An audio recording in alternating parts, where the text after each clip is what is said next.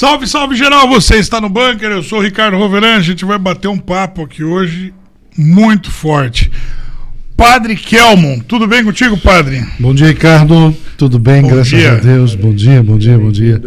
Uma alegria, depois de tantas tentativas, né? Finalmente chegou o dia, né? Finalmente chegou o dia. Tudo bem contigo, doutor Eduardo? Querido amigo Roveran, tudo jóia, graças a Deus, um prazer enorme sempre. Muito bem, vamos lá, padre, estou muito contente de estar com você aqui. Eu tô com frio aqui. Tá com frio? Eu vou frio falar hoje. pro Jonathan dar um jeito no ar-condicionado. Tá frio hoje. Padre, deixa eu te perguntar uma coisa logo de cara.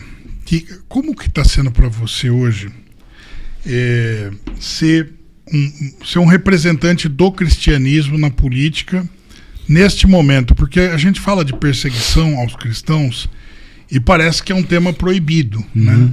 E vou até já te dizer, durante as eleições, quando houve o incidente da agressão que você sofreu ali no debate, né? Teve uma candidata que te chamou de padre de festa junina. Estamos no período das festas juninas. Pois é, né? E te agrediu ali. Sim. E eu lembro que naquela época muitos cristãos ficaram escandalizados entre católicos e evangélicos, né? Não foi uma coisa que não foi agradável para ninguém ouvir aquilo ali, né? Mas eu queria saber de você que está andando pelo Brasil inteiro, como é que está sendo representar os cristãos, levantar essa frente de representação dos cristãos na política. Olha, Ricardo, em primeiro lugar, eu devo falar o nome de uma pessoa que é responsável por tudo que está acontecendo. Chama-se Roberto Jefferson. Por que Roberto Jefferson é a pessoa responsável por tudo que está acontecendo? Porque se a providência divina não quisesse que ele me conhecesse e ele, com o olhar dele político, não tivesse me convidado para o PTB, nada disso estaria acontecendo. Eu continuaria lá naquela ilha de Maré, no interiorzinho, lá 50 quilômetros oceano adentro, no estado da Bahia, ninguém saberia quem era o padre, eu não estava fazendo o que estou fazendo. Então o Roberto Jefferson, ele ampliou a minha ação pastoral. Então eu encaro dessa forma. Quis Deus que nós nos conhecêssemos, Deus sabia o motivo, e hoje eu começo a entender o porquê. Eu fazia um trabalho pastoral com muito amor, com muito zelo e muita responsabilidade naquilo que eu me comprometia, com um grupinho pequeno, minúsculo de pessoas. Hoje, todo esse trabalho se ampliou e a paróquia, ou missão paroquial que eu tinha numa ilha, se converteu num país continental que é o Brasil. Então eu agradeço muito a ação do Roberto Jefferson de ter me convidado. Ele me trouxe para o mundo político e me fez aprender a fazer política e me fez um político. Então ele é o meu padrinho político, porque ele está vivo, não é?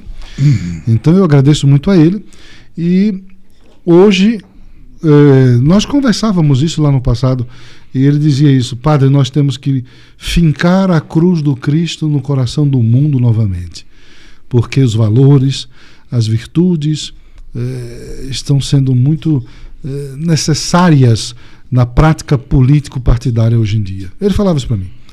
E nós tínhamos esse projeto. O projeto, começamos no MCC, Movimento Cristão Conservador do PTB, que nós fundamos, e eu saía fazendo esse trabalho, mas internamente para o partido. Porque ele mudou o estatuto e queria que o estatuto se tornasse a base de um partido conservador. Ele dizia: padre, eu quero que o PTB se torne um partido conservador. E eu preciso que o senhor me ajude. E foi por isso que eu entrei no partido. Depois ele me convida para ser candidato a vice-presidente da República com ele, e depois eu me torno candidato. E depois ele é preso e eu fico sozinho sem ele, tendo que aprender a me virar nesse mundo político sem aquele orientador que eu tinha. E bati cabeça, mas eu fui observando o que Deus queria e fui me juntando a pessoas muito boas, e hoje nós estamos muito bem.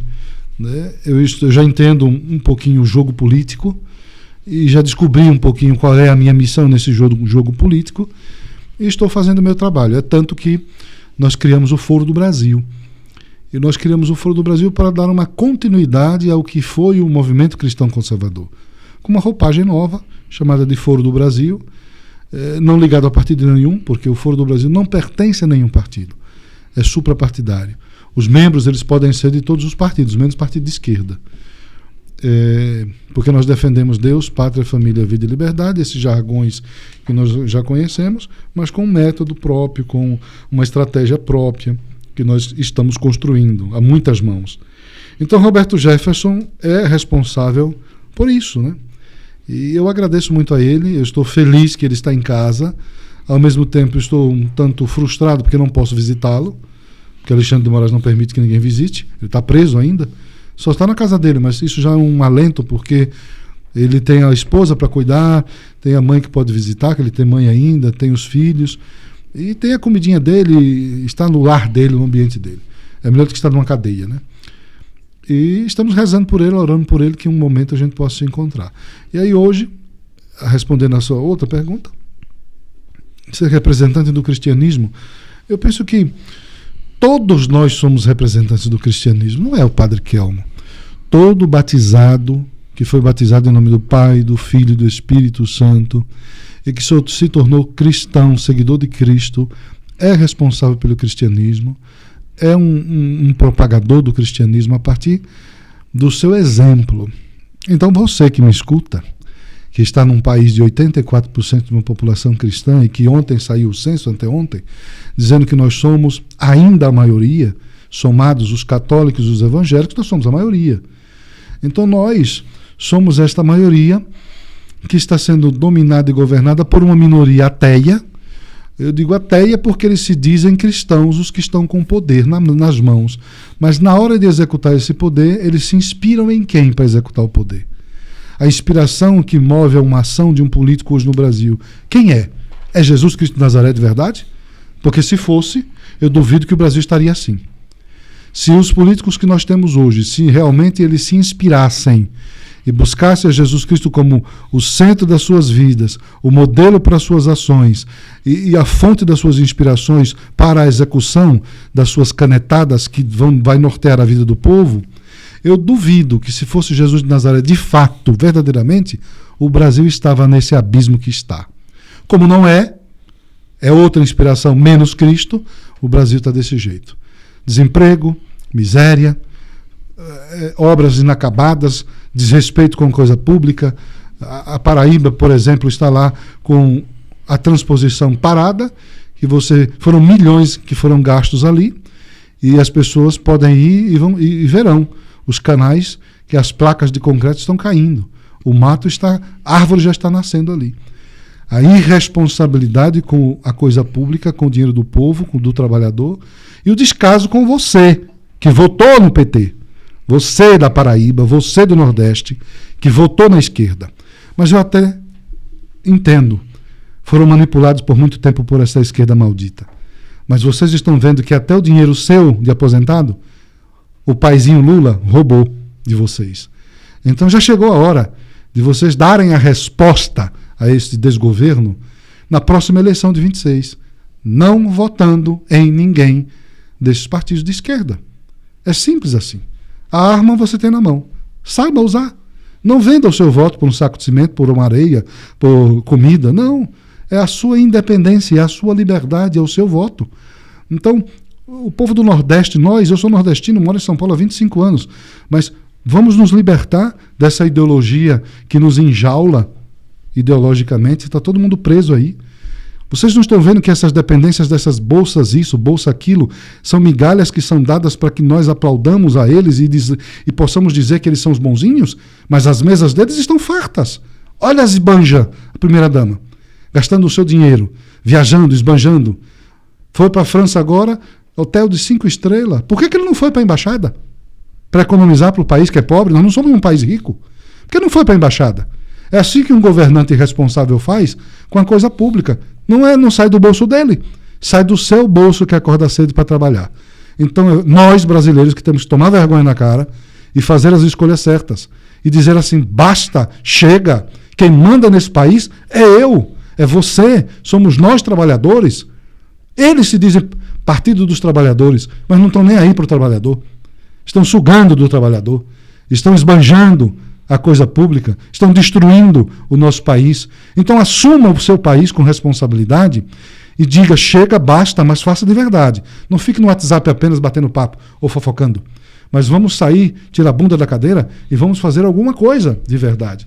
Então, você e eu que somos cristãos, nós somos responsáveis pelo cristianismo, pelo testemunho que precisamos dar para que aqueles que não acreditam em Cristo sigam a Cristo. Porque, senão, como é que vai ser? A gente vai falar que é cristão, mas vai agir como pagão? Que é assim que acontece na política. Se você for perguntar, Ricardo, aos políticos no Congresso ou no Senado, em qualquer prefeitura, vocês são cristãos? A maioria vai levantar a mão.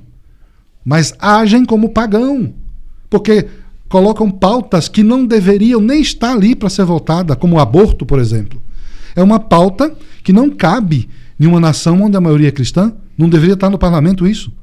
E tantos outros assuntos que não deveriam nem estar, estão. Então, se é uma maioria cristã e as ações daqueles que nos governam, elas contradizem o cristianismo, tem alguma coisa errada. E a coisa errada é, não seguem Cristo. Não estão fazendo políticas cristocêntricas. Estão fazendo políticas egocêntricas socialistas, que só pensam em si e a miséria para os demais. As políticas de Maduro e do Foro de São Paulo. Então, eu penso que não sou eu o representante do cristianismo no Brasil. Somos todos nós que seguimos a Jesus Cristo, que fomos batizados, que estamos na Igreja Batista, na Assembleia de Deus, na Brasil para Cristo, na Deus é Amor, na Universal, no catolicismo romano, no catolicismo ortodoxo. Somos nós os responsáveis. Somos nós os embaixadores de Cristo, como diz São Paulo. Mas que tipo de embaixador eu estou sendo? Eu sou aquele embaixador que propaga o cristianismo com coerência nas palavras e nas ações? Ou eu sou apenas um embaixador que quer tirar proveito do cristianismo para manter o meu egocentrismo e a minha riqueza e as minhas oligarquias no poder? É isso que a gente precisa discutir, né? Não, e sim. Acertar o ponto. E eu tô até bastante curioso. Você lançou uma iniciativa que você comentou aqui do Foro do Brasil. E para a direita se tornou uma coisa muito cara o combate a um grupo chamado Foro de São Paulo. Uhum. E ele vem, tem um documentário do... Poxa, me fugiu o nome dele agora. Bernardo Kister. Uhum. Bernardo Kister, chamado Eles Estão Entre Nós. Eu recomendo para todo mundo, é fantástico o documentário dele. Ele explica como que a atuação da CNBB, né, a atuação de todo o pessoal da Teologia da Libertação, vitimando, na verdade, os católicos ali que nem sabem, não todos os católicos, né, boa parte dos católicos que não sabem o que está acontecendo. Tem muita gente que ainda é vítima da Teologia da Libertação, por assim dizer, e o Bernardo Kister, ele sofreu uma perseguição terrível por causa do documentário dele. E é interessante a forma como ele coloca ali. Ele mostra como que a Teologia da Libertação, com a turma da CNBB e o pessoal do Foro de São Paulo vão, na verdade, construir uma organização imensa que a gente nem faz ideia do tamanho, para ser honesto. Muita gente fala, não, o Foro de São Paulo é só um grupo de pessoas que são saudosistas da Guerra Fria, e CNBB é uma associação de bispos ali. Não é assim. Não é assim que as coisas funcionam. Eu queria que você comentasse com a gente, você que está nesse meio, né? Olha, todos nós sabemos o mal que é o Foro de São Paulo. O professor Olavo de Carvalho, que muitos diziam que ele estava delirando, era paranoia da direita, falar que existia Foro de São Paulo. Negavam isso, negavam que existia o Foro de São Paulo. Agora, quanto à CNBB e quanto à Teologia da Libertação, a gente nunca negou, não é? Porque sempre existiu, e isso é uma manobra feita para levar os ideais marxistas e gramicistas para dentro da igreja. É esquerdizar a igreja. E aonde é que começa isso? Lá atrás, uns 40 anos atrás. A Teologia da Libertação, que foi criada por não me lembro o nome do cara, não sei se é da Nicarágua, que morreu até um dia desse, com 90 e poucos anos. Levou até umas broncas do Papa João Paulo II, quando foi visitar o país lá. O Papa botou o dedo em riste assim para ele, disse umas verdades, né, a esse sujeito. Mas a Teologia da Libertação, ela fez um grande e faz um grande mal à igreja ainda. As pessoas dizem, já morreu, não existe mais. Existe, eles estão agindo.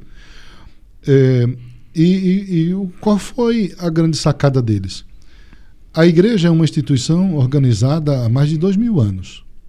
No Brasil, ela está há 500 anos. E ela está toda ela organizada. Uma diocese, dentro de uma diocese tem as ramificações com as paróquias, com as paróquias com as comunidades. Isso tudo é uma estrutura hierárquica toda pronta. Então, o que eles fizeram? Levaram o pensamento ideológico marxista, gramscista para dentro, para as cabeças pensantes das comunidades. A igreja criou algumas pastorais, como o Pastoral da Terra e a Pastoral da Terra, e tinha uma outra que eu não me lembro o nome agora, mas que tinha um grupo chamado Comunidades Eclesiais de Base, SEBs. Sim. SEBs, Comunidades Eclesiais de Base. Então eles fizeram a base da estrutura da teologia de libertação, de fato, nas comunidades. E eu fiz parte disso. Então eu não estou inventando e não li em nenhum lugar. Eu vivi isso. Quando eu era jovem, que fazia parte dos grupos de jovens da Igreja Católica Apostólica Romana. E eu vou lhe dar um exemplo, só para você ver a gravidade da coisa.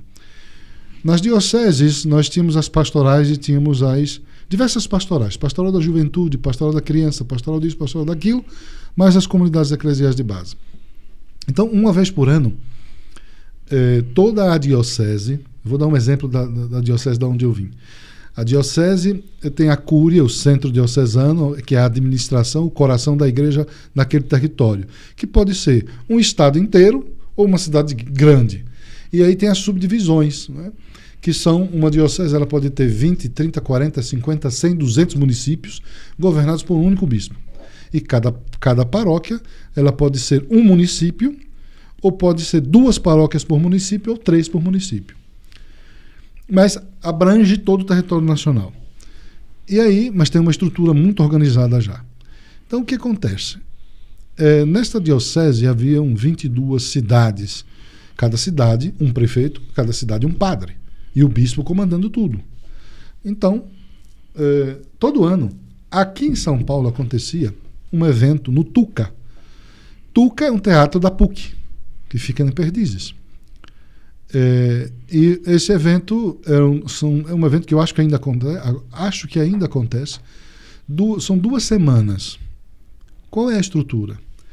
Toda a diocese convoca a juventude de cada paróquia. Eu tenho 21 paróquias de uma diocese. Cada paróquia vai enviar 3 jovens. Então, são 3 vezes 21. Quanto dá? 60 e poucos, né? Sim. Então, aí então, 60 e poucos jovens, 63. Só daquela diocese, participa de encontros, e esses 60 e poucos são conduzidos para um evento que acontece no Tuca uma vez por ano por 15 dias.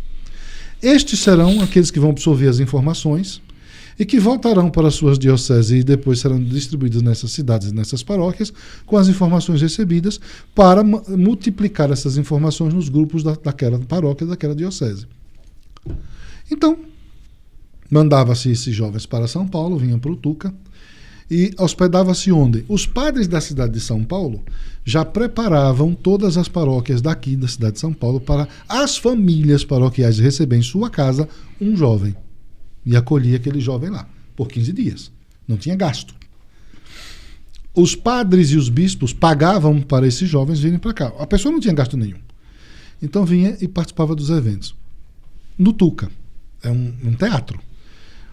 Gigante, acho que dá para 500, 600 pessoas, não sei, mas é grande, razoavelmente. E o que fazia ali? Doutrinação. Quem eram os palestrantes? Eu participei com palestra de Luísa Londrina, Frei Beto, Leonardo Boff. Toda essa gente se reunia para passar o conhecimento esquerdista, a doutrinação, uma visão revolucionária da igreja, um Cristo revolucionário, para esses jovens que estavam ali. Eu vi para cá muitas vezes. Então, e nós éramos convidados depois a estar nas paróquias, passando toda essa informação para outros jovens e para outros grupos. Né? E assim se fazia cada ano. Né? Isso a nível Brasil, porque era a diocese do Brasil todo que mandava. Jesus. E depois, esses eram distribuídos para as suas dioceses nos seus estados. E aí, nos seus estados, disseminavam aquilo que aprendia aqui. Né? Que é incalculável. Pois é. Veja o exército que eles formaram. É uma dimensão incalculável isso. Exatamente. E aí criava-se grupos teatrais com aquelas informações. Tudo era feito de forma muito organizada. De forma muito organizada e estruturada. Com a ajuda dos governos de esquerda, né, que financiavam e ajudavam muita coisa. E muitos padres envolvidos nisso, os padres da Teologia da Libertação. Né? E eu não vou citar o nome de padres aqui, para depois não querer me processar, mas tem uns famosos, depois eu lhe conto os bastidores, Tá bem. que agiam aqui em São Paulo dessa forma. Então, isso foi feito por muito tempo, uns 40 anos. Imagine 40 anos fazendo isso. Quantos soldadinhos não foram formados? Né? E lá nos municípios, lá nas paróquias, quantas cabeças de jovens não foram manipuladas? Estou sentindo de falar uma coisa. Se quiser falar, pode falar que eu assumo o processo, tá? Pode falar, me processa eu. Pode processar. Ricardo Roverão, a responsabilidade é minha. Sem medo. Mas deixa pra lá. Se quiser, se sentir de falar, pode falar. Deixa. E aí não é necessidade. Eu conto o milagre, mas deixo o santo lá. Tá bem, né? tá bem. E aí, essas eram umas ações, as ações estratégicas de multiplicação do pensamento ideológico de esquerda dentro da igreja. Agiam utilizando as paróquias, os grupos paroquiais, as dioceses, e assim iam contaminando. Depois, aí criaram a Pastoral da Terra. A Pastoral da Terra foi criada, diz que para reforma agrária e distribuição de terras e divisão de terras para o povo. E aí muitos padres abraçaram isso com o pensamento político ideológico de esquerda. E aí nasce o MST. O Stedley, aí eu falo o nome dele, foi convocado também pelas igrejas e relatou muito bem aí a Brasil Paralelo, quando fez um programa sobre o MST há 15 dias atrás, eles lançaram. Sim. Muito bom. E o Stedley foi convocado para ajudar e dar um gás em tudo isso. E junto a quem? Junto à igreja. Junto à Pastoral da Terra. E quem estava à frente disso? Os padres esquerdistas, né, da Teologia da Libertação. Padres que usavam, eu vi, que usavam um bonezinho, estava de túnica e estola, e o boné do MST na cabeça, pregando para o povo. Eu fui com franciscanos em assentamentos e sem terra. Né? Então, havia este enraizamento dessa ação esquerdista, marxista e gramsciista, exercida pelo clero. Um clero que fez opção pelos pobres. Mas que opção pelos pobres é essa que não liberta esses pobres? Que teologia da libertação é essa que não liberta ninguém, mas continua escravizando e mantendo que a escravização ideológica continue? Para quem tira proveito disso? Né? Porque se de fato a teologia é da libertação, por que nós temos ainda o movimento sem terra existente? Cadê as titularidades que não foram devolvidas e essas famílias não pararam de invadir as terras? Porque se o objetivo é que tenham terras, porque continua ainda com esse movimento existente? Ele não deveria existir. Porque se o objetivo é que todos vocês que fazem parte do MST tenham terras, por que vocês ainda invadem as terras e vivem subjugados, escravizados e trancafiados numa ideologia como escravos ideológicos, gerando renda para alguém que manipula vocês? Então, tudo isso não passa de uma farsa. Uma farsa e uma manipulação de pessoas para que um grupo pequeno controle a massa e enriqueça cada vez mais. Pesquisem a conta do Stedley para ver se não tem dinheiro. Veja o patrimônio, se ele não tem. Talvez, se for um político malandro, deve estar em nome de laranjas. Né? Mas o objetivo é renda, é dinheiro. Então, manipulando a ignorância das pessoas. A maioria do pessoal sem terra, não tem, a maioria no passado, eram pessoas simples. Hoje não, hoje eles treinam. Hoje eles têm escolinhas que treinam o exércitozinho dos sem terrinhas. Né? As criancinhas de vermelhinho, com chapeuzinho, chamado de sem terrinhas, com palavra de grito de guerra e tudo. Então, nós estamos, e hoje eles estão muito mais ousados porque tem um governo que os apoia. Né? Mas no governo anterior federal eles tinham desaparecido até. Então, aí a gente vê que uma coisa está ligada à outra. Esse governo, ou melhor, esse desgoverno que está aí, MST, Teologia da Libertação, é tudo uma coisa só. E aí ainda tem um detalhe. Se junta com a CNBB. Sim. Pronto. Aí toma a bênção que eles precisavam. Né? Porque tem bispos, e aí eu falo mesmo, tem bispos que não honram a cruz que bota no pescoço, que estão na Igreja Romana. Eu não sou da Igreja Romana, então eu tenho direito e posso falar. porque a hierarquia da minha igreja não depende da igreja romana. A igreja ortodoxa é outra igreja, como a igreja romana é outra igreja. Ambos somos católicos, mas somos separados por um cisma que aconteceu em 1054 e separou as hierarquias. Então, eu sou apaixonado pela igreja romana, mas eu rechaço as ações de muitos padres e bispos da igreja romana, porque manipulam o povo. Manipulam o povo para fazer com que ideologias que não são cristãs elas sejam enraizadas e se proliferem no interior da igreja. Este é o grande mal.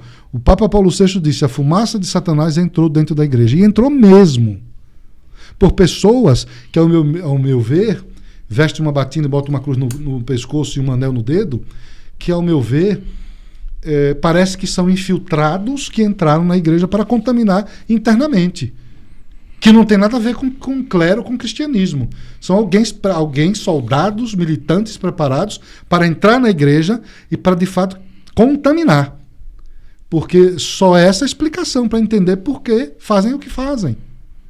Por exemplo, a gente viu um certo ministro aí que bateu parabéns e disse com orgulho que era comunista. Nós vimos um ministro que disse isso com orgulho. Sim. Mas como é que a pessoa vai se orgulhar de uma ideologia que não deu certo em lugar nenhum do planeta? De uma ideologia que matou milhões de pessoas, como o Holodomor na Ucrânia? Que o Stalin e o Lenin eram dois malucos de nível 10. E que matou os colegas. Stalin mandava matar o companheiro. Ele chamava de companheiro, né? Mandava matar. Se você olhasse um pouquinho diferente para ele, manda matar. Já está tramando contra mim. Sabe? É uma loucura que esses caras têm. Demônios que tem dentro deles. Né? E você roubar toda a comida de um país e matar as pessoas de fome. Né? Você mandar matar toda a família dos czares para acabar com a hierarquia, a originalidade da sucessão monárquica daquele país, como o Lenin mandou matar todo mundo, né?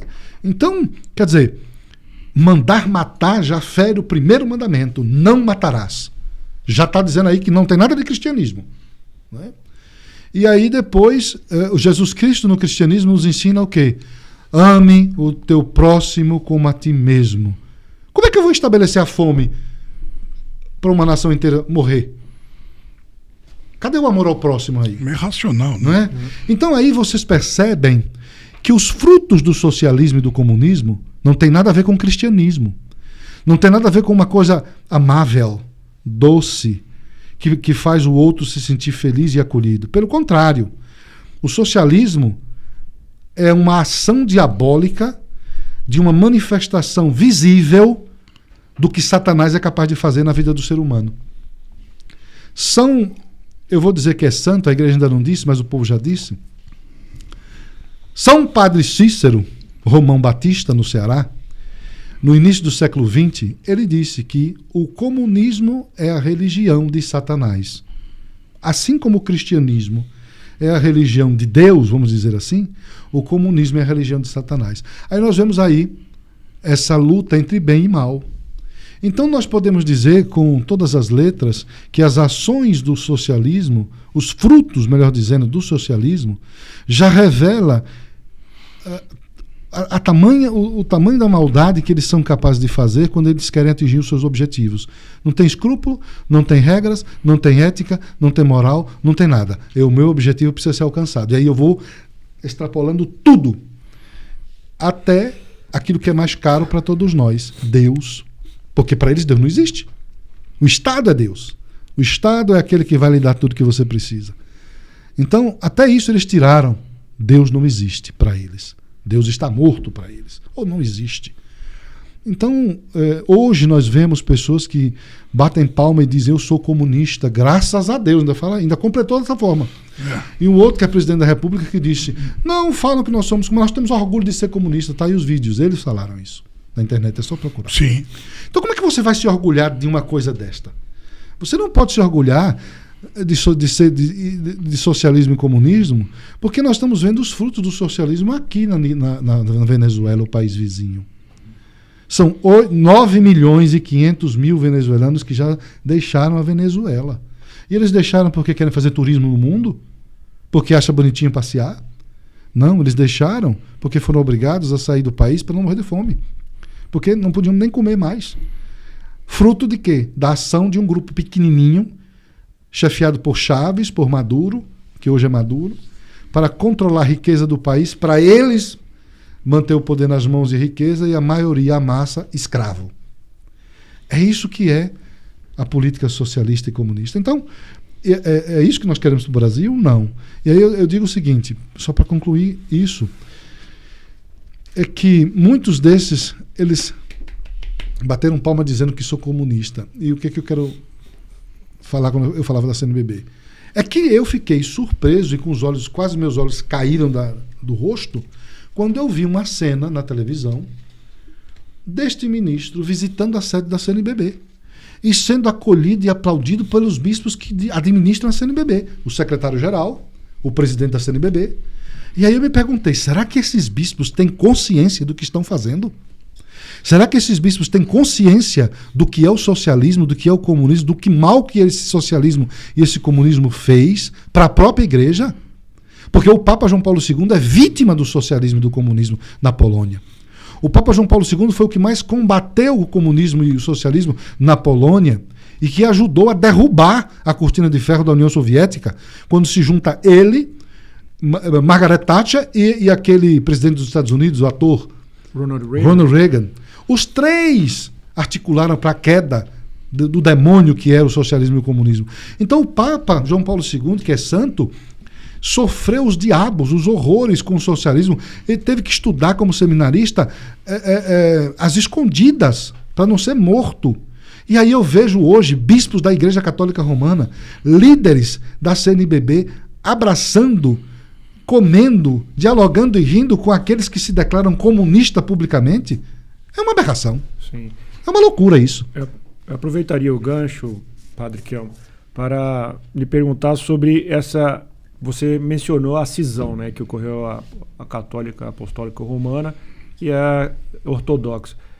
Há essa infiltração também na linha ortodoxa? Era isso que eu queria expor. Não. Quais os mecanismos de... O que existe entre as igrejas ortodoxas é só um pouquinho de falta de união. Né? Mas, graças a Deus, essas infiltrações ideológicas não existem. O nome já está dizendo ortodoxa. Né? Sim. Reta fé. Ortodoxa. Fé reta, guardou o depositário da fé, a liturgia, os costumes e as tradições. Então foi isso que me encantou e por isso eu pedi para sair da igreja romana e fui para a igreja ortodoxa. E o que se tem hoje, talvez não seja muito positivo isso, mas não machuca e não persegue os cristãos. É que as igrejas ortodoxas nos seus países, em alguns países, ela ainda é muito próxima dos mandatários, né? Por exemplo, a Grécia. A Grécia é ortodoxa oficial, né? Como o Brasil um dia foi igreja católica oficial. Então a Grécia a igreja ortodoxa, ela é oficial e acho que, não sei se ainda recebem, os padres todos eles eram assalariados pelo governo grego, né? Acho que até uns 10 anos atrás era assim. Eu não me lembro mais se ainda estão recebendo e se ainda é oficial, mas há uns 10 anos atrás ainda era assim. A Rússia é a igreja oficial, a igreja ortodoxa. E o presidente lá se declara ortodoxo, o Putin, não é? Mas as práticas do Putin como presidente, as práticas dele, que são práticas muitas vezes anticristãs, né? Isso aí eu creio que ele e Deus se resolve. Mas a igreja ortodoxa é livre. Ela não abraçou uma bandeira lá, por exemplo, abraça uma bandeira do aborto e sai propagando isso. Não. O que a igreja ortodoxa faz? Ela propaga a liturgia, ela propaga a vida espiritual. Então, é uma igreja que está preocupada com a manutenção do cristianismo, a vivência desse cristianismo. Agora, individualmente, se cada ser humano age de uma forma que é contraditória ao cristianismo, é problema dele. Né? Porque o padre e o bispo não vai controlar a vida da pessoa. O que é que nós fazemos? Olha, o Cristo salva, o Cristo liberta, o Cristo cura, mas você precisa abrir-se a Ele. Não é? Agora, se você está no barco do Cristo e no barco do demônio, o problema é seu. Ou sim ou não. Ou Deus ou o diabo. Não é? Agora, ficar nas duas coisas não dá. E aí, eu penso que o Putin deveria refletir nisso. Não é? Porque eu estar no barco da ortodoxia e ao mesmo tempo eu sou um propagador da guerra, né? um destruidor de vidas, porque são muitas pessoas que morrem numa guerra. Quem mais sofre são as pessoas. Os líderes não, eles estão nos seus palácios, só apertando o botãozinho, fazendo telefonema e a bomba caindo de um lado para o outro. Eles são os últimos a morrer, se morrerem. Então é o povo que sofre, é o soldado que sofre, porque o soldado ele está recebendo um salário para ir ali defender o seu país, mas ele vai morrer. A maioria morre. Então, ele que sofre. E o presidente da República que mandou ele para a guerra não está nem aí. O general não vai. Quem vai é o soldado. O coronel também não vai. Quem vai é o tenente e o sargento. Então, enfim. Você até me despertou. Isso que você está falando é assim, eu gostaria de me sentir mais competente para transmitir para as pessoas o tamanho da briga que é. O tamanho da briga que é isso que você está narrando para a gente. O tamanho da luta que é. E eu, assim, de todo o tempo que eu venho observando isso, acho que eu posso listar 4 figuras dentro do cristianismo que têm se manifestado politicamente e viraram alvos claros da turma da esquerda, né?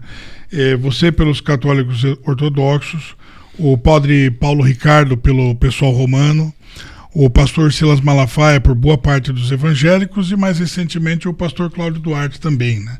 São 4 figuras que estão ali representando o cristianismo, que se manifestaram politicamente e estão pagando um preço altíssimo, né?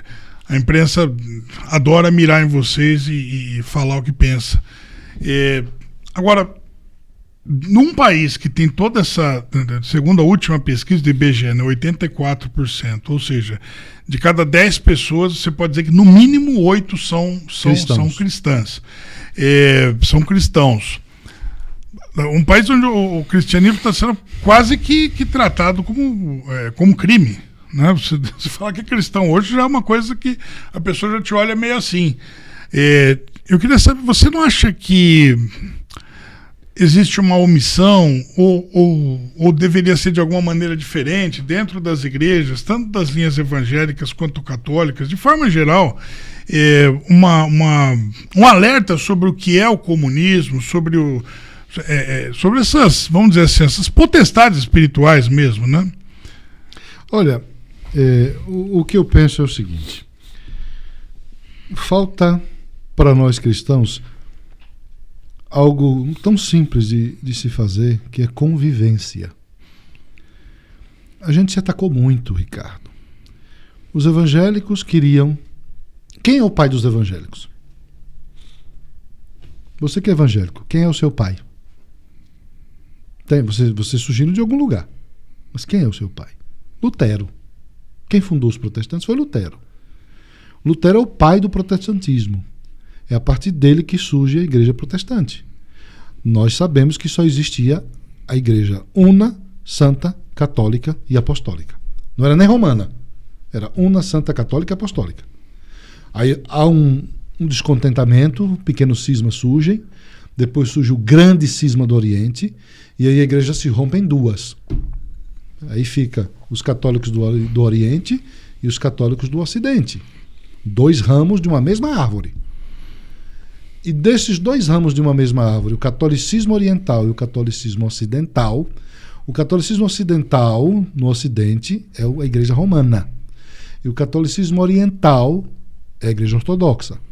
São 2 ramos que surgem em 1054, mas não ligados ao mesmo tronco.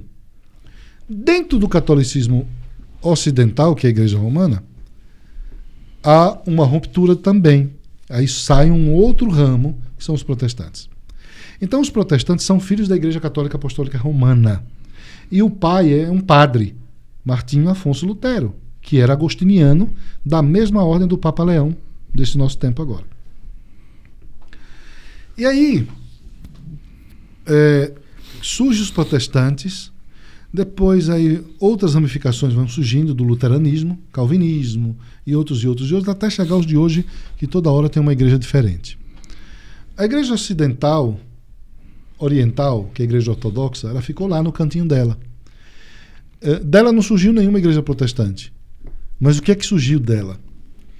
Os patriarcados foram gestando igrejas, mas igrejas ortodoxas. Então, se eram 4, se a pentarquia eram 5 patriarcados que administravam o cristianismo, com esse rompimento passa a ser uma tetrarquia. 4 igrejas ficam juntas, uma se separa, e essas 4 igrejas que ficaram juntas, elas geraram outras igrejas da mesma árvore, com a mesma seiva. E essas igrejas, chamadas de igrejas autocéfalas, foram outorgadas pelos arcebispos ou patriarcas daquela igreja matriz mãe. E aí a igreja ortodoxa foi se espalhando um pouquinho pelo Oriente, em alguns países do Oriente. Mas ela não veio para o Ocidente, onde nós estamos. Ela vem para cá só no século XIX, no final do século XIX, 1892, 93, chega aqui em São Paulo, os antioquinos, no sul do país. E chegam como? Porque muitos daqueles países vieram trabalhar aqui, libaneses, sírios, ucranianos. E vindo aqui, não se adaptaram à missa, ao culto católico romano. Então eles importaram seus padres. Os seus padres vieram e começaram a dar assistência espiritual à colônia dos gregos, dos armênios, dos egípcios, que são os coptas. E aí, daí a pouco, os próprios colonos construíram as suas igrejas e cuidaram dos seus padres. E por isso que a igreja ortodoxa ela ficou muito presente em São Paulo e no sul do Brasil, por conta da imigração. E os padres se dedicaram aos seus colonos, e por isso que a igreja ortodoxa é uma igreja étnica aqui, porque ela serviu e ela fez o trabalho só para os colonos. Ela veio cuidar dos seus que vieram para cá e dos filhos e netos e bisnetos e tataranetos dos seus que vieram para cá. E não veio fazer um trabalho de missionariedade, de expansão da ortodoxia, de evangelização no país todo, para fundar igrejas e tal. Não. Isso foi um trabalho da igreja romana, que fez isso com a colonização quando chegou aqui nas caravelas. Por isso ela é pequenininha, quase desconhecida. E o protestantismo, ele chega depois, com Lutero, mas aqui no Brasil ele chega no ano, acho que finalzinho. Dom Pedro não permitia muito, Dom Pedro II, então eles chegam aqui logo depois da República, do golpe republicano. Lá para o início do ano 900, chega alguns da Assembleia de Deus ali no norte do país, no Pará, por lá, e começam a fundar as igrejas, né? As primeiras igrejas evangélicas, a Igreja da Assembleia de Deus, a Igreja Batista, né? E aí os luteranos, e depois aqui mesmo vai nascendo outras, que já são aqueles como Edir Macedo, como R.R. Soares, né? São os neopentecostais que já vão nascendo. O pentecostalismo da terceira geração. Pois é. A primeira é lá em 1900, por aí. E aí o que eu quero dizer, para lhe responder? O que falta entre nós? No meu ponto de vista, eu que estou vivendo muito com pastores, por conta do Foro do Brasil, tem muitos pastores envolvidos, e eu convivo com eles e ouço o que eles falam e vejo como eles rezam, vejo como é o cristianismo protestante, neopentecostal, né, na sua maioria das vezes. O que está faltando? Conviver. Eu não posso dizer que eu conheço você, Ricardo, se eu só vi você e cumprimentei. Eu não o conheço. Claro. Eu tenho uma superficialidade de conhecimento. Eu sei a cor da sua pele, o seu olho, a sua boca, se eu te falar de sentar. Mas eu não sei o que você pensa. Eu não sei qual é o seu comportamento frente a uma situação. Eu não sei o que você faz, porque eu não tenho convivência com você, por isso eu não lhe conheço. E nós passamos a vida inteira, católicos, ortodoxos e evangélicos, brigando, discutindo bobagem. Os evangélicos, porque surgiam e precisavam de fiéis, iam pegar os fiéis aonde? Que a maioria, o país era católico. Na onde? Na Igreja Católica. E aí o que faziam? Proselitismo. Esta é a palavra. Proselitismo religioso. O que é o proselitismo religioso? É ir ali a buscar os fiéis daquela igreja para minha, utilizando o evangelho em favor do meu grupo. Usando frases de efeito, usando exemplificações que valorizam a minha pescaria, pescar daqui para lá, e apontando defeitos ou criando defeitos teológicos, que às vezes é má interpretação daquele outro grupo, para que você saia e venha para o meu. Foi isso que foi feito.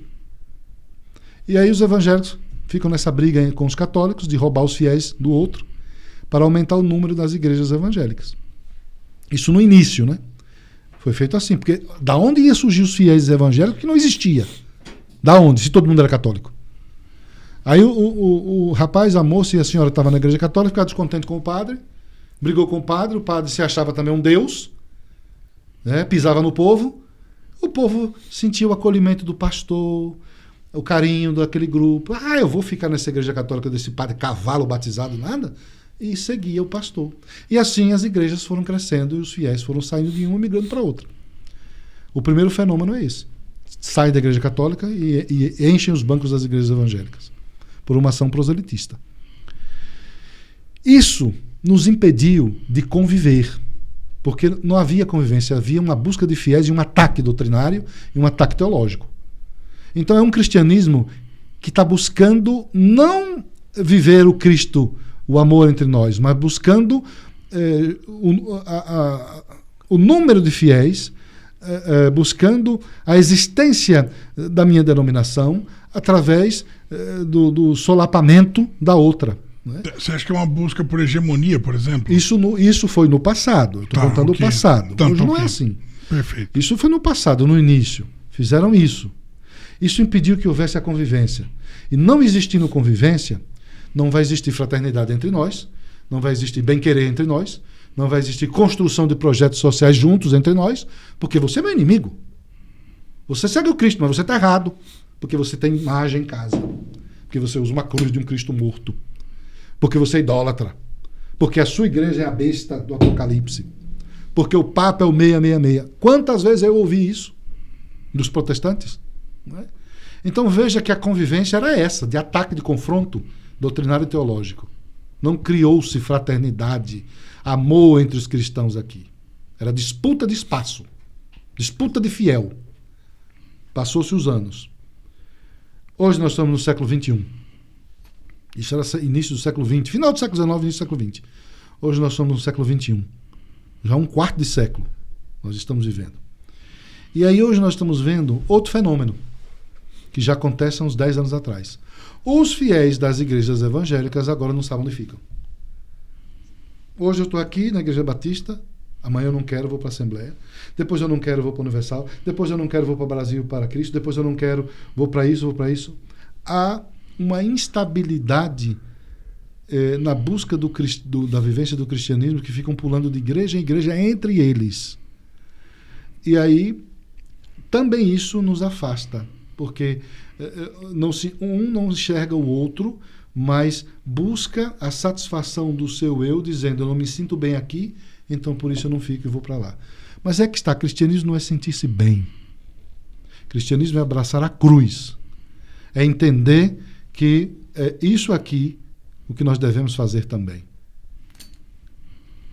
Aí tem outro fenômeno. Tudo isso acontecendo nos impede de conviver, nos impede de nos relacionarmos. Quando isso acontece, aí aqueles que não são cristãos, aqueles que não seguem o cristianismo, eles ascendem na sociedade. Eles ocupam os espaços de poder na sociedade, porque nós estamos preocupados com quem é mais cristão do que o outro, com quem é mais santo do que o outro, quem é mais amigo de Jesus do que o outro. E aí também nós não queremos que os nossos fiéis, ou não queríamos que os nossos fiéis se envolvessem nas coisas da temporalidade, do tempo, da matéria, do aqui, do mundo. E aí tudo é pecado. Tudo é pecado. Andar de calça, de bermuda é pecado. Não cortar o cabelo é pecado. Botar um batom é pecado. Tudo é pecado. Aí passa para uma outra coisa, pior. Política também é coisa do diabo. Não se deve se meter em política. Religião e política não se deve discutir. Este foi o maior erro dos cristãos, nosso. Porque se nós, que dizemos que vivemos valores e princípios e que pregamos valores e princípios e virtudes e que somos as fábricas nas nossas igrejas de jovens e crianças e cidadãos que vivem valores e virtudes, como é que eu vou impedir que essas pessoas ocupem o poder? Se eu impeço, dizendo que aquilo é coisa do diabo, eu estou dando um tiro na cabeça, na nossa cabeça, nem no pé. Porque eu serei governado por aqueles que vão fazer as leis, por aqueles que vão executar as leis, que não têm um viés de valores e de virtudes. Porque não estão nas igrejas, porque não vivem isso. Então eu estou tirando os homens bons que fabricamos nas igrejas da ocupação de espaço de poder. Quem vai ocupar? Não existe vácuo? Alguém vai ocupar. Aí ocupa quem? O malandro, o oportunista, o mentiroso, o corrupto, o mau caráter. Ocupa os espaços. Para fazer o quê? As leis que vai conduzir a vida de quem? Dos cristãos, que vivem valores e princípios. E aí a gente vai deixando ao ponto de chegar ao ponto que está, ou ao ponto que está a Venezuela já. Os narcotraficantes da Venezuela tomaram o poder, e aí os narcotraficantes da Nicarágua tomaram o poder, e começou o Daniel Ortega a expulsar os padres e os pastores de lá e mandar tudo para a cadeia. Por quê? Porque nós, cristãos puritanos, nós não nos misturamos na política porque é coisa de Satanás. Então tome cadeia. Tome ferro. O erro é nosso. Então, hoje eu sou um dos que prega o contrário. Temos que ocupar os espaços do poder, precisamos formar a juventude, capacitar o jovem intelectualmente, espiritualmente, conviver o evangelho com o católico, conviver todo mundo, todos os cristãos juntos, compreender porque você tem a sua maneira de servir ao Cristo diferente da minha, compreender, entender, conviver e deixar que cada um viva onde quer. Porque eu não vou mais, depois de todas as divisões que existiram, nós não vamos mais unir essas igrejas e que cada uma vire uma só igreja. Isso não existe. Isso é um sonho hipotético. Mas o que pode ser feito é, vamos parar de nos atacar, vamos parar de pensar que você é mais santo do que eu, que você manda em Jesus e eu não, e vamos ver que à nossa volta nós estamos sendo atacados por uma força maligna que está embasada e que está dominando o poder temporal, e que nós estamos perdendo espaço na sociedade para estes aí que estão fazendo as leis e que vão mandar nos prender e que vão mandar nos matar lá na frente, se nós agora não tomarmos uma atitude. Então vamos parar com essas brigas e vamos reconstruir a sociedade. Porque nós todos somos quem? Brasileiros. A esquerda quer dividir preto e branco. Para quê? Para que divisão racial no Brasil? Se divide para se dominar. Então, tudo isso é preparado, é um jogo. Então, nós temos que pregar o contrário. Não, minha gente, a cor da pele não influencia em nada. Não diferencia da natureza humana. A natureza humana é humana. Para o preto, para o branco, para o amarelo, para o cinza, para o chinês, japonês, todos somos humanos. Imagem de quem? Do Cristo, de Deus, que fez a criatura humana à sua imagem e semelhança. Isso deve ser valorizado. A pessoa humana tem valor. Não é a pele. Ela pode ser qualquer cor. É um ser humano que precisa ser respeitado, acolhido, amado, seus direitos e deveres garantidos. É assim que a minha visão de sociedade é esta. E é isto que eu estou passando no Foro do Brasil, é isto que eu estou passando para os jovens que convivem comigo, é desta forma que nós estamos preparando a nossa juventude no Foro do Brasil, para que tenha uma visão unificadora, para que tenha uma visão mais nacionalista, mais patriótica, de uma brasilidade que se embasa na miscigenação, de uma brasilidade que tem o seu alicerce no cristianismo, porque nós temos uma identidade religiosa, é o cristianismo. Nós não somos muçulmanos, nós não somos judeus, nós não somos budistas. Quem chegou aqui foi o cristianismo, trazido pelos portugueses. Então a nossa identidade religiosa é cristã. Agora, a nossa prática cristã, temos que discutir como é que estamos vivendo o cristianismo. E começar a alinhar o ponto, o passo, para poder resgatar a sociedade. Quem vai salvar a sociedade é o cristianismo. Porque é a única força moral poderosa, profunda, que pode combater o comunismo. É o cristianismo. Porque o cristianismo é a verdade. O comunismo é a mentira. O cristianismo é a justiça. O comunismo é a injustiça. Então, é o cristianismo a única força que pode combater essa tragédia que nós estamos vivendo no Brasil e nos países da América Latina. Mas os cristãos precisam saber da força que tem. E aí os cristãos, nós todos, precisamos nos dar as mãos, nos unir como irmãos que somos na fé, no mesmo Cristo, independente da igreja que você está. E também como brasileiros que somos, independente do credo, da raça, da etnia e da condição financeira, econômica. Somos todos brasileiros, estamos todos no mesmo barco. Se o Brasil afundar, você morre afogado e eu também. Então nós temos que cuidar disso, não deixar o Brasil afundar. O barco já furou. Quem vai virar tábua? Quem vai ser o prego? Quem vai ser o martelo? E quem vai ser o capitão para reconduzir esta nau que está à deriva neste imensidão de oceano? Então somos nós brasileiros, o senhor jornalista, o senhor advogado, eu padre, meu filho líder de jovens e tantos outros aí, que devem incorporar isso e dizer, não, a responsabilidade não é do político do mandato, a responsabilidade é minha também. Eu moro aqui, a casa é minha. Se essa casa for destruída, eu serei destruído junto. Então nós temos que assumir isso de verdade e fazer o Brasil ser o país grande que nós temos que fazer ele ser. Não é só pagar imposto, mas é também saber cobrar o imposto. Porque nós viramos escravos dos senhores feudais. Isto aqui virou um feudalismo.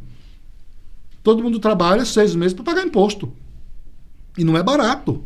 E recebe de volta o que deveria receber, não recebe. Cadê a segurança pública nos estados? Veja a Bahia como está, o caos. Cadê a saúde de qualidade? Cadê a educação de qualidade? Vá para as universidades, vá para a UNB, para você ver o que, é que os alunos estão fazendo. Terrorismo ideológico de esquerda. Um aluno de direita não pode estudar numa universidade mais, porque o pensamento de direita não é permitido numa universidade. Mas a universidade virou fonte de atividade política partidária? Ou a universidade deveria ser a escola do saber, onde se fabrica pensadores, onde se prepara profissionais liberais para a sociedade? Então, há uma inversão total em todos os setores da sociedade. Ou seja, o Brasil está uma grande bagunça e nós precisamos dar as mãos e botar ordem na casa, arrumar os cômodos, porque a cozinha foi para o banheiro, o banheiro foi para a cozinha, os quartos viraram bar e ninguém entende mais ninguém. Se nós deixarmos do jeito que está e ninguém fizer nada, nós vamos realmente sucumbir. Então, chegou a hora dos cristãos fazerem alguma coisa. E a convocação é essa. A convocação é que você, cristão, viva o cristianismo de verdade na sua igreja. Pratique o cristianismo de verdade com o seu filho, com a sua mulher. Pratique o cristianismo de verdade com o seu empregado, com o seu funcionário. Pratique o cristianismo de verdade, você que é político, na política. Não seja corrupto. Não roube. Não é seu. Você já recebe o seu salário. Você já recebe inúmeros benefícios que nenhum brasileiro trabalhador recebe. E por que essa ganância, essa avareza pelo dinheiro, pelo poder? Tenha ganância pelo poder, mas para servir. Porque o poder é para servir. A política é serviço. Por que não passar pela vida que todo mundo vai morrer? Por que não passar pela vida deixando um legado de valores, de princípios, de honradez, de alguém que passou pelo mundo e deixou uma história que marcou a vida de milhares de pessoas? Por que a gente não faz isso? Mas se preocupa em roubar. Juntar, acumular riquezas materiais que você vai morrer a qualquer segundo e vai deixar aí. Por que essa superficialidade na vida cristã? Por que essa superficialidade na vida social? O outro é objeto? Descartável? É isso que você enxerga o outro? Não, o outro é a imagem de Cristo. O outro é igual a você. Chora e sente dor. E tem sonhos. E às vezes os sonhos são roubados porque existem malandros.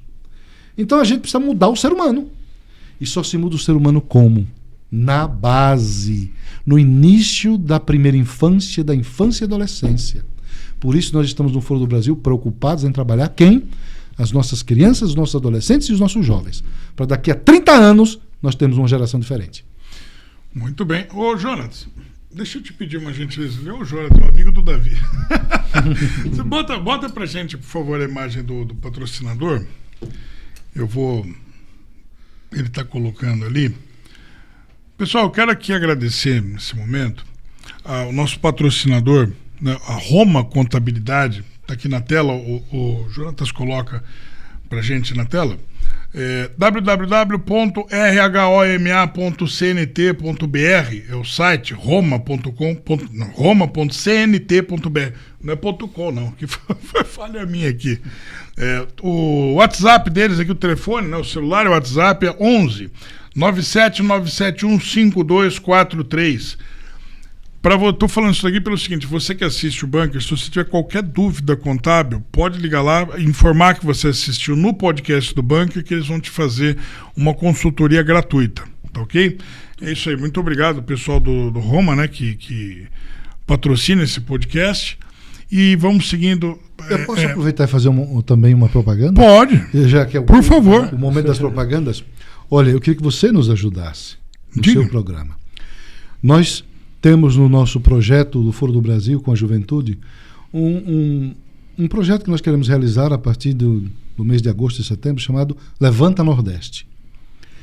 São ações concretas que a Juventude do Foro do Brasil quer realizar. Vou dar um exemplo.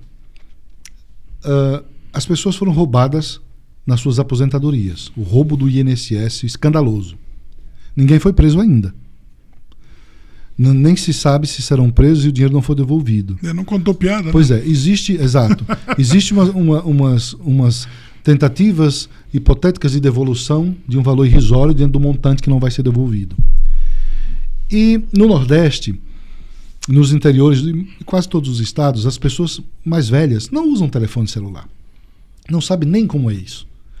Então, o que nós estamos pensando em realizar? Algumas caravanas com os jovens, porque jovem tem força, tem garra, né, tem mais disponibilidade. Algumas caravanas com jovens por estado. E vamos começar pela Paraíba.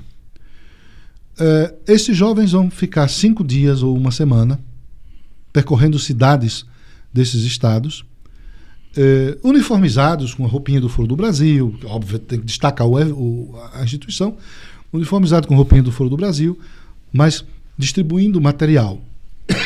Desculpe.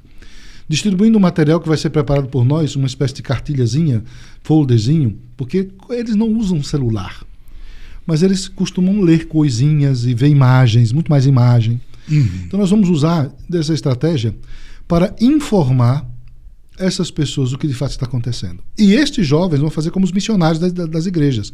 Vão de cidade em cidade, de casa em casa, de rua em rua, vão entrar em contato com as rádios, vão dar entrevista e vão falar o que realmente está acontecendo no Brasil. Dizer, olha, aqui na Paraíba não tem a transposição e você é obrigado a comprar água de novo na máfia do carro-pipa, porque esta pessoa que tem um nome, este grupo, está fazendo isso, isso, isso e isso. Aí prepara um panfletinho e deixa para aquela pessoa. Olha, a senhora foi roubada ao INSS porque este cidadão que é presidente da República, porque este aqui, mas este aqui, eles estão preocupados em fazer isso, isso, isso e isso. Começar a conscientizar as pessoas e a mostrar às pessoas do Nordeste que elas estão sendo manipuladas, enganadas há mais de 20 anos. Sim. Muito mais. Para isso, nós precisamos de quê? De apoio de outros brasileiros que não têm tempo de ir para esses lugares e não podem ir. Então nós temos já um grupo de jovens que pode ir, mas nós não temos o meio para fazer chegar essa juventude lá, porque não é barato. Então nós precisamos de quê? De dinheiro. Porque para eu levar 10 jovens para o interior do estado da Paraíba, por 5 dias, são 10 bocas que precisam comer de manhã, almoçar, lanchar e jantar. E se hospedar em algum lugar. Combustível para carro. Então veja o gasto que é aí. Então, eu queria que vocês nos ajudassem nisso, né? O projeto está pronto por escrito, já tem umas 5 páginas, Jaime é o responsável, pode deixar contigo para você ler, conhecer e ver, e depois nos ajudar a arrecadar dinheiro para isso, para que nós possamos fazer o projeto piloto. Quando nós fizermos a primeira ação, e tiver as imagens, divulgar na internet, tiver tudo isso pronto, eu acredito que aí mais facilmente as pessoas vão ajudar a gente realizar a segunda caravana, a terceira, até fechar os 9 estados. Porque a ideia é que os 9 estados do Nordeste sejam visitados por essa juventude do Foro do Brasil, para conscientizar, para resgatar nas pessoas o senso da realidade e tirar deles esta impressão de que esse paizinho dos pobres faz alguma coisa. Nunca fez, só manipulou até hoje. Então era isso. Não, perfeito. Pode contar comigo, até porque eu tenho uma experiência boa com o Nordeste. Eu já andei bastante pelo Nordeste, sei como as coisas funcionam ali. Quem está acostumado com São Paulo, Brasília, Paraná, Rio de Janeiro, esquece. Ali é outro mundo. Ali é coisa bem diferente mesmo, né? Eu fiquei um tempo trabalhando no Nordeste, especialmente na Paraíba, e ali a gente pode dizer que o filho chora e a mãe não vê. Pois é. Sobretudo na política, sobretudo com destaque para a política. Exatamente. Padre, eu quero agradecer aqui a Deus em primeiro lugar pela sua participação. Já acabou? Não, infelizmente o nosso horário se foi. Passou rápido, né? Muito rápido, por sinal.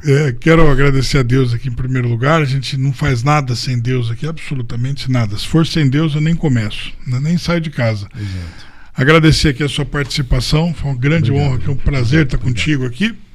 Obrigado, doutor Eduardo. Obrigado, Verão. Parceria de sempre. Obrigado, doutor Eduardo. Obrigado. Pessoal do estúdio, obrigado. Padre, Eu quero suas palavras. Eu quero dizer a você que ouviu esse bate-papo nosso aqui, que não desanime, mas mantenha-se esperançoso, acredite em Deus, continue acreditando, mas faça a sua parte. Nós somos cristãos, nós não somos de guerra, nós somos do amor. Mas existe uma guerra espiritual que nós estamos batalhando e travando. E esta guerra espiritual depende também da sua participação.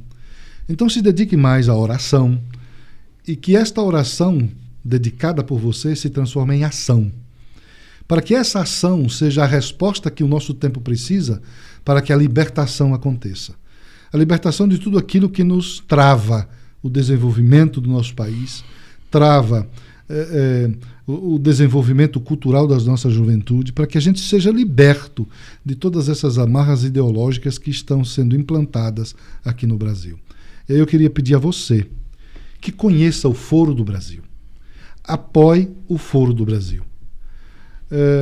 Você pode pesquisar no Google forobrasil.org. forobrasil.org. É o nosso site. Se inscreva, participe, nos apoie, ore por nós, porque nós queremos apenas uma coisa: cuidar de você, cuidar desta casa comum que é o Brasil. Deus te abençoe. Obrigado, pessoal. Um beijo no coração de todo mundo. Que Deus os abençoe sempre. A gente volta aqui na segunda-feira. Um beijão, fomos. Rapaz, mas foi muito rápido.